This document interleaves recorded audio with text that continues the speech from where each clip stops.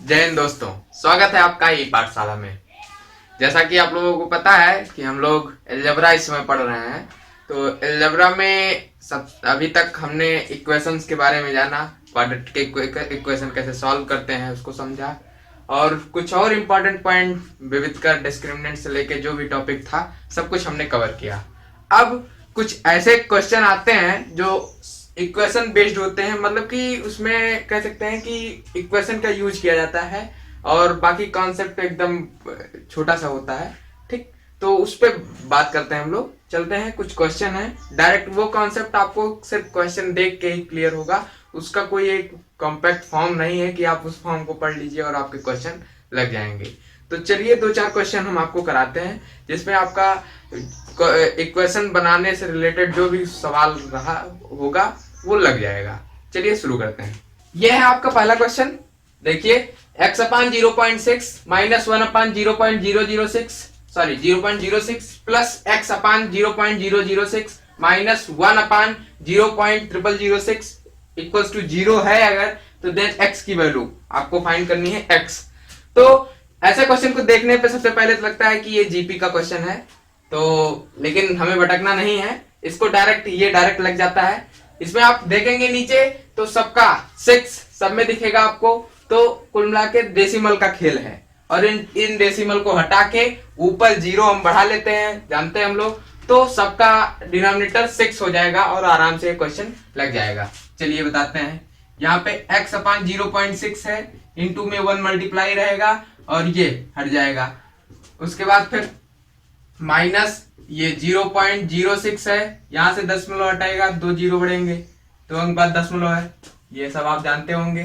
फिर plus x upon 0.006 है और 1, यहां से 3 अंक बाद दशमलव लगेगा, लगा है तो 3 0 बढ़ेंगे, और उसके बाद फिर यहाँ पे 4 अंक बाद है तो 4 0 बढ़ेंगे, अपान में 6 इक्वल्स टू 0 आपका दिया है। सबका हर बराबर है एक बार, और फिर जो बच्चा लिखते हैं 10x minus 100 plus 1000x minus 10,000 equals to 0। ये इधर जाएगा, 0 हो जाएगा, तो बचेगा क्या, 10x और 1000x, तो 1010x। ठीक, उसके बाद फिर ये 10,100 इक्वल्स टू 0। ये x बराबर क्या होगा, ये इधर आएगा, माइनस में है प्लस में हो जाएगा, और ये उसके बाद फिर ये डायरेक्ट कर रहे हैं, ये बटे में आएगा, तो 1010 खत्म, और ये वैल्यू आ गई 10। x की वैल्यू जो है ये आपकी 10। सिंपल सा क्वेश्चन। ये आपका नेक्स्ट क्वेश्चन है। इसमें आपको एक रेशियो दिया गया रहता है और उसके बाद उसमें कुछ वैल्यू पूछता है। ऐसा भी हो सकता है कि ये रेशियो, जैसे यहाँ पे सिंगल रेशियो है, x upon a minus b equals to y minus b minus c equals to z minus c upon a, तो x plus y plus z equals to आपको फाइंड करना है। लेकिन आपको ऐसा भी मिल सकता है कि एक और रिलेशन दे दे, ये तो दिया ही है, एक और रिलेशन दे दे फिर वैल्यू पूछे, तो कुछ नहीं। इसमें सबसे पहले ऐसे क्वेश्चन को सॉल्व करने के लिए आप सबसे पहले एक वेरिएबल, एक कह सकते हैं अपनी तरफ से मानते हैं, उसमें a minus b equal to y minus b minus c, y upon b minus c, z upon c minus a equal to आप मान लिए के। ठीक, अब आप x की वैल्यू निकालना है तो आप इसको लेंगे, इसको x minus b upon x upon a minus b equal to k है, तो x की वैल्यू क्या आएगी यहां से, k into a minus b, y की value k into b minus c, और z की value k into c minus a. अब आपसे पूछ क्या रहा, x plus y plus z. जब आपको एक और रिलेशन देगा तो आपको कुछ दोनों रिलेशन की मदद से कुछ ना कुछ निकालना रहेगा। यहाँ पे डायरेक्ट है तो x इन सबको जोड़ दीजिए, तो x plus y plus z equals to क्या होगा, k। आप देखेंगे डायरेक्ट कर रहे हैं थोड़ा सा, k सब में कॉमन है, a माइनस बी, यहाँ से जोड़ने पे b माइनस सी, और यहाँ से जोड़ने पे c माइनस ए। यहाँ देखेंगे a प्लस में a माइनस में, b प्लस में b माइनस में, c प्लस में c माइनस में, ये सब 0 हो गया। x plus y plus z की वैल्यू 0 आ गई। चलिए नेक्स्ट, ये आपका नेक्स्ट क्वेश्चन है। इसमें कुछ इनफाइनाइट तक की केस रहती है।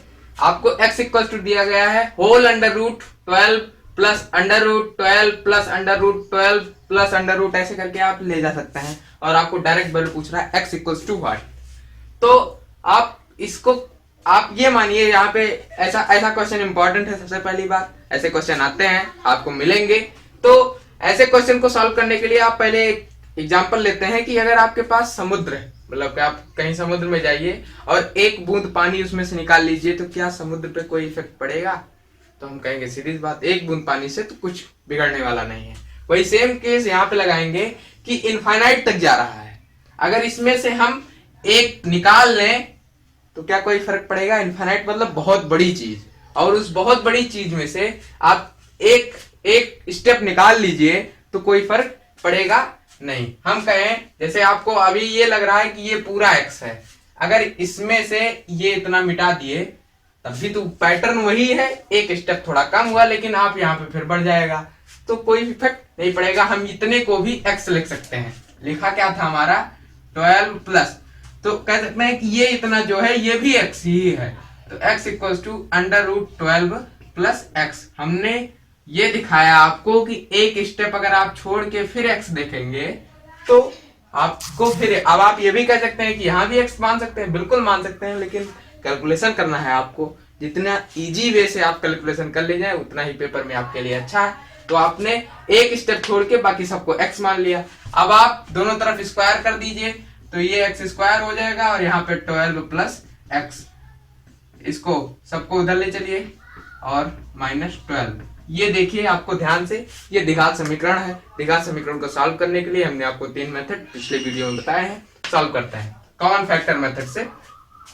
12 का लासा लेंगे तो 4 - 3 x - 12 equals to 0, x square -4x - 3x plus 3x - 12 equals to 0। x common लेंगे, x - 4 और प्लस में 3x - 4। आप दोनों जगह x - 4 फिर कॉमन है, x - 4 और x plus 3 equals to 0। x equals to 4 और दूसरा x इक्वल्स टू -3। अब आपका -3 हो नहीं सकता क्योंकि अंडर रूट की वैल्यू कभी निगेटिव नहीं होती है, इसलिए ये नहीं होगा और आपके ऑप्शन में ये मिलेगा और आप उसको टिक करेंगे। ठीक, ये कभी नहीं होगा। पिछले क्वेश्चन में आपका ये भी हो सकता है कि ऑप्शन में -3 दिया गया हो और 4 ना हो, तो आप उस स्थिति में -3 को ही टिक करेंगे।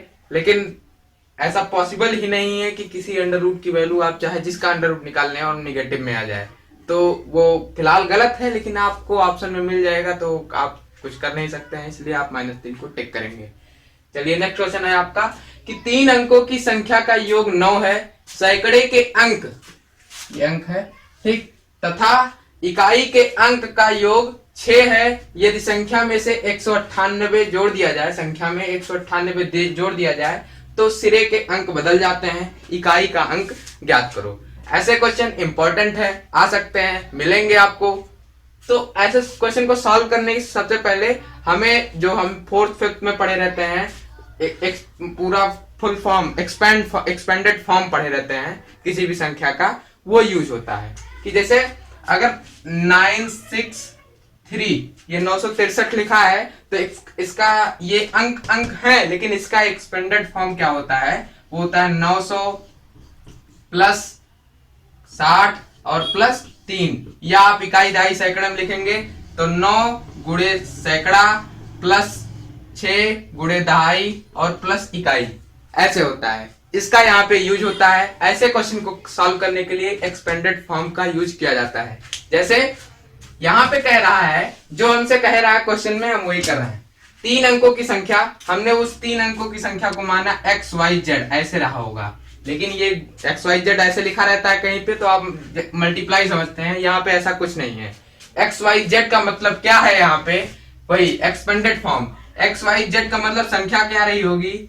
100x, 9 गुणे दहाई का अंक था ना, तो 100x प्लस y गुणे दहाई, 100 गुणे सैकड़ा, y गुणे दहाई और प्लस z, ठीक, इकाई। ये है आपकी संख्या। अब आगे क्या कह रहा है कि सैकड़े के अंक तथा इकाई के अंक का योग। सैकड़ा का अंक क्या है? x, इकाई का अंक क्या होता है? z, जैसे आपका 963 ऐसे लिखा रहा होगा, तो सैकड़े का अंक क्या है 9 और इकाई का अंक क्या है 3। ऐसे आप जोड़ेंगे 9 3 12। वही सेम चीज यहाँ पे कह रहा है x और z का योग, x और z का सम जो है वो 6 है। और एक चीज कह रहा है यदि संख्या में 198 जोड़ दिया जाए, ये आपकी संख्या है 100x, ये आपका पहला इक्वेशन कह सकते हैं 100x plus 100y 10y plus z, इसमें 198 जोड़ दिया जाए तो आपके संख्या के सिरे बदल जाते हैं, सिरे के अंक जो हैं वो बदल जाते हैं, पलट जाते हैं। इसका मतलब क्या हुआ कि जो जहां z था वहां x हो गया और जहां x था z हो गया। लेकिन यहाँ पे तो कोई फर्क पड़ेगा, मतलब कि ये तो सिंबल है ना, इफेक्ट कहाँ पड़ेगा इस पे, जो इकाई पे था z, इकाई पे था आप सैकड़े पहुंच गया तो 100 z हो गया प्लस 10 y हो गया, और जो दहाई सैकड़े था वो अब कहाँ आ गया इकाई पे। ये दो इक्वेशन है, दो और तो बदल जाते हैं, ठीक। और इन सब का योग एक और इक्वेशन आपको दिया ही गया है, वो है x plus y plus z बराबर 9, ठीक। 3 इक्वेशन 3 वेरिएबल आप आराम से सॉल्व कर सकते हैं। आपको क्या ज्ञात करना है, z की वैल्यू ज्ञात करनी है, ठीक। आप इसको सबसे पहले और जनरलाइज कर लीजिए, ये z है, यहाँ इधर जाएगा माइनस में तो 99z माइनस के साथ होगा, ये 100x है, इधर से माइनस 99x, 10y दोनों तरफ है खत्म हो जाएगा और प्लस में 198 इक्वल टू 0, इधर कुछ नहीं बचा। अब x प्लस जेड, और यहाँ भी x और z में रिलेशन है। ऐसे इस रिलेशन को सॉल्व करने के लिए आप क्या करते हैं, 9th में विलोपन विधि, इसमें कोई एक ऐसी गिनती से मल्टीप्लाई करके जोड़ देंगे, कट जाता है, तो यहाँ पे 99 से मल्टीप्लाई करेंगे तो 99x प्लस 99z, और उसके बाद फिर 99 इसके 6 गुणे 99 इक्वल टू 0। ये आप जोड़ दीजिए तो जोड़ देंगे, ये कट जाएगा, 99 198 हो जाता है, 198x और उसके बाद प्लस 198 माइनस 9 छक 54 के 4, 9 छक 54, 54 5 59, 594 इक्वल टू 0। यहाँ पे सॉल्व कर लीजिए, 198x और उसके बाद फिर माइनस में ये 6 और उसके बाद 8 में से 18 में से 9 गया 9, और यहाँ से 4 में से 1 गया 3 इक्वल्स टू 0। यहाँ से x की वैल्यू आ गई 396/198, ये 2 जा होगा, 2 8 16, 2 9 18, 19, ठीक, 2 जा, x इक्वल्स टू 2। यहाँ से आपकी वैल्यू आ गई, x क्या था ये, ठीक। x की वैल्यू यहाँ पे रख देंगे, 2 प्लस z इक्वल्स टू 6, तो यहाँ से z की वैल्यू क्या आ गई 4। अब यहाँ पे 4 आ गया, यहाँ पे दोनों x और z की वैल्यू रख दीजिए, 2 प्लस y और प्लस z की वैल्यू क्या आई 4 इक्वल्स टू 9, y की वैल्यू 3। और अगर आपसे पूरी संख्या पूछ लेता तो 2 3 और उसके बाद 4, ये एक ऐसी गिनती है, अगर आपको आंसर चेक करना हो 4 3 7 2 9, तीनों अंकों का सम, इकाई और सैकड़े का अंक का जोड़ 6, ठीक, और 198 जोड़ेंगे तो आपका बदल जाएगा, ठीक। ये आपका नेक्स्ट क्वेश्चन है, नाव से रिलेटेड क्वेश्चन है, जो कि बहुत ही इंपॉर्टेंट होता है। मान लीजिए कि ये हर साल नहीं कर सकते लेकिन कभी आता रहता है, ठीक। तो क्या है, पढ़ते हैं। एक नाव नदी के बहाव के विपरीत 10 किलोमीटर रफ्तार से प्रति घंटे की रफ्तार से चल रही है, वेग से चल रही है, ठीक। यदि नाव की चाल 2 किलोमीटर प्रति घंटा है तो पूरे यात्रा के आने जाने में 2 घंटे 45 मिनट का समय लगता है, तो दूरी ज्ञात करिए, ठीक। फिगर से समझते हैं थोड़ा सा, कि मान लीजिए ये आपका स्टार्टिंग पॉइंट है और आपको पहुंचना यहाँ पे है बी पे, ठीक। कहा जा रहा है कि धारा मान लीजिए इसकी विपरीत है, नदी की बहाव जो है वो 2 किलोमीटर प्रति घंटे की रफ्तार से इधर है, ठीक। यहां से यहां चल रहा है, मतलब विपरीत में चल रहा है। अगर नाव चल रही होगी यहाँ से यहाँ विपरीत में चल रही है, विपरीत की स्पीड दी गई है आपको, क्या 10 किलोमीटर प्रति घंटे की। ये बताइए बहाव ना होने पर वेलोसिटी क्या होगी। बहाव ना होने पर सबसे पहले हम वही निकालते हैं कि एक्चुअल वेलोसिटी क्या है नाव की, उसके बाद सब कुछ हम रिलेटिव वेलोसिटी के कॉन्सेप्ट से निकाल लेते हैं। ये बताइए नाव विपरीत चल रही है तब उसका 10 किलोमीटर प्रति घंटा का रफ्तार है, ठीक, और बहाव के विपरीत चल रही है, बहाव 2 किलोमीटर प्रति घंटे की रफ्तार से चल रही है। तो बहाव के बिना जब बहाव ना होगा, नहीं होगा, तब क्या होगी वेलोसिटी, ये नहीं लगेगा, ये जो खराब हो रही है, अपोज कर रही है, ये नहीं करेगी, तो वेलोसिटी क्या होगी 12 किलोमीटर प्रति घंटे, 12 किलोमीटर प्रति घंटे। अब हमें कुछ नहीं है, एक बार जब इधर से इधर आएगा तो अपोज करेगा, ठीक, अपोज इधर से जब इधर आएगा तो धारा अपोज करेगी, लेकिन जब यहां से इधर जाएगी तो धारा सेम दिशा में होगी ना, तो बहाव की दिशा में चलने पर विपरीत का दिया गया है, बहाव की दिशा में वेलोसिटी क्या होगी 14 किलोमीटर। क्यों, जब इधर से इधर जाएगी, हमारे पास 12 तो हमारे नाव के पास है ही है, लेकिन 2 और मिल जाएगी बहाव वाली, इसलिए वो 14 किलोमीटर हो जाएगी। अब इधर से यहां आने में 10 किलोमीटर की स्पीड, समय हमने मान लिया t और दूरी हमने मान लिया x, t1 समय लगा वहां से a to b में t1 समय लगा, तो दूरी बटा चाल क्या है 10, ठीक। अब इधर से उधर जा रहा है b to a में समय क्या लगा t2, मान लीजिए t2 क्या होगा, दूरी तो x से रहेगी बटा चाल अब की बार क्या होगा, आपकी बहाव की दिशा में होगा, जो कि 14 किलोमीटर प्रति घंटा है, ठीक। अब आपको दिया गया है, ध्यान से पढ़िए, पूरा समय जो लगता है यहां से आने और जाने में, कैपिटल T मान लेते हैं, वो 2 घंटे प्लस 45 मिनट, और मिनट को आप घंटे में चेंज कर लेंगे बटे 60 मिनट, और ये आ जाएगा 2 15 ते 45, 15 चौका 60, 2 प्लस 3 बटा 4 घंटे, या एक बार और तो 11 बटा 4 घंटे। ये बताइए इतना समय आपने इधर से निकाला और टोटल समय आपको दिया गया है, दोनों बराबर होंगे, रख दीजिए, तो 11 बटा 4 बराबर t1 प्लस t2, यहां से क्या आएगा 11 बटा 4 बराबर x बटा 10 और प्लस x बटा t1 और t2 की वैल्यू रख दिए x बटा 14, यहां से वैल्यू निकाल लीजिए,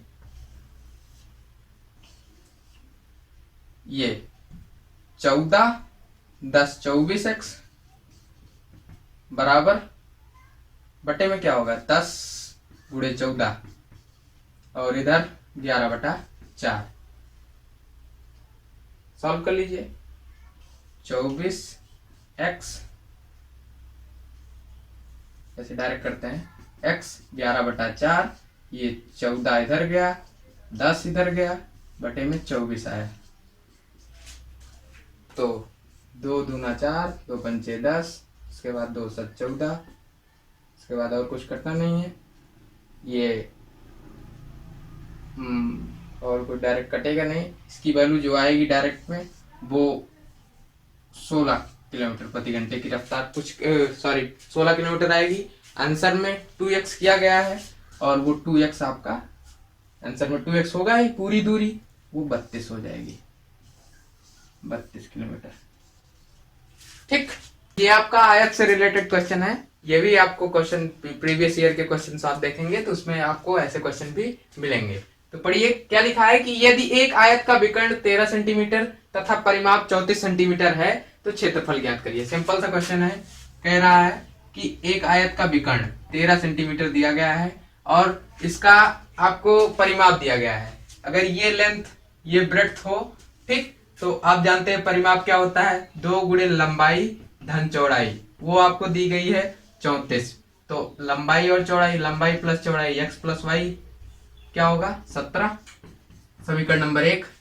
दूसरा आपको दिया गया है विकर्ण दिया गया है 13 सेंटीमीटर, आप जानते हैं कि पाइथागोरस लग जाता है आयत में, तो x square plus y square बराबर क्या दिया गया है 13 का स्क्वायर, 13 का स्क्वायर मतलब 169।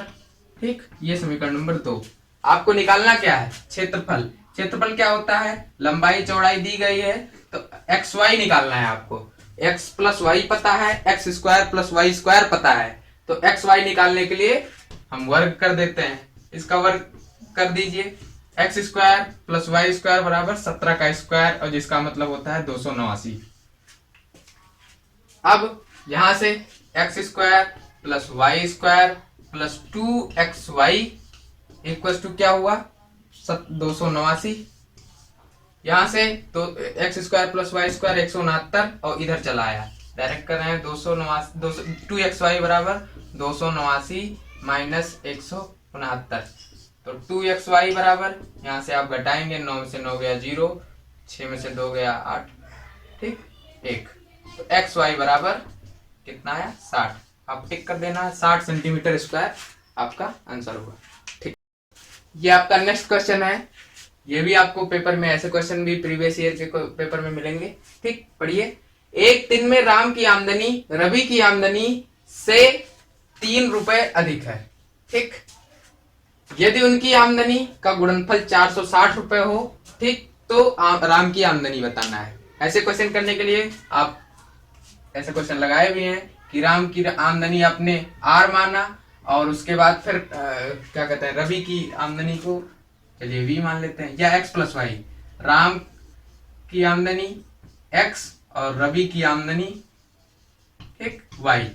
तो आपको क्वेश्चन से दिया गया है कि राम की आमदनी एक्स जो है वो रवि की आमदनी से 3 अधिक है, कि रवि की आमदनी अगर वाई है तो 3 अधिक का होने का मतलब 3, एक्स बराबर वाई प्लस 3। ये क्वेश्चन हुआ ना, राम की आमदनी वाई की सॉरी रवि की आमदनी से 3 अधिक है, मतलब वाई में 3 और दिया जाए तब जाके राम के बराबर हो रहा है।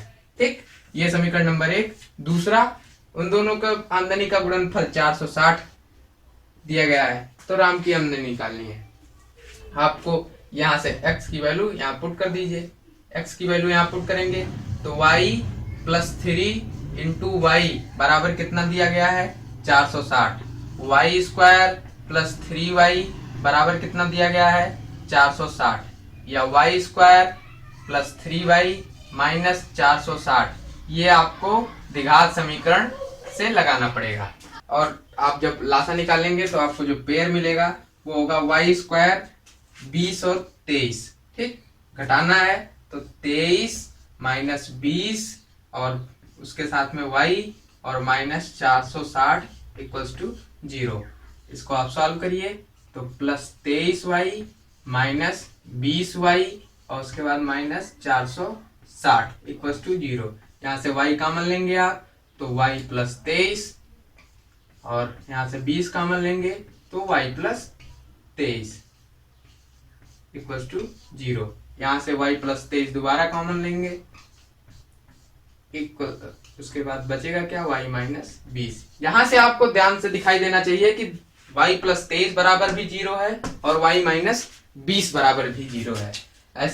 अब एक बार ये बराबर 0 लेंगे, जैसे अगर कहीं लिखा हो x टुडे y बराबर 0, तो x बराबर, इसको जब इधर भेज देंगे तो x बराबर 0 होगा, और जब x को इधर भेज देंगे तो y बराबर 0। कुल मिला के एक बार ये 0 होगा, फिर एक बार ये 0 होगा। तो y प्लस 23 बराबर 0 जब आप करेंगे तो क्या होगा, y बराबर माइनस 23। ये बताइए y क्या है, रवि की आय। रवि की आय माइनस में होगी, आमदनी माइनस में होगी कभी नहीं, ये कभी नहीं हो सकता।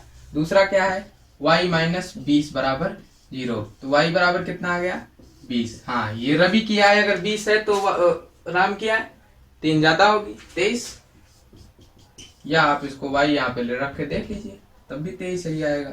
ठीक, तो ये थे आपके जो इम्पोर्टेंट कह सकते हैं कि कॉन्सेप्ट वाले क्वेश्चन थे, उन सबको मैंने आपके सामने रखा, जो मुझे लगा कि ऐसे क्वेश्चन आपको दिखाई देंगे, तो वो सारे क्वेश्चन जो मुझे लगे, ठीक, मैंने आपको बताया। आपके पास कोई और एक्स्ट्रा क्वेश्चन हो जो कि कॉमन क्वेश्चन हो तो आप जरूर बताइए, उसको भी सबके साथ शेयर किया जाएगा। मिलते हैं आपको नए वीडियो में नए टॉपिक के साथ, तब तक के लिए जय हिंद।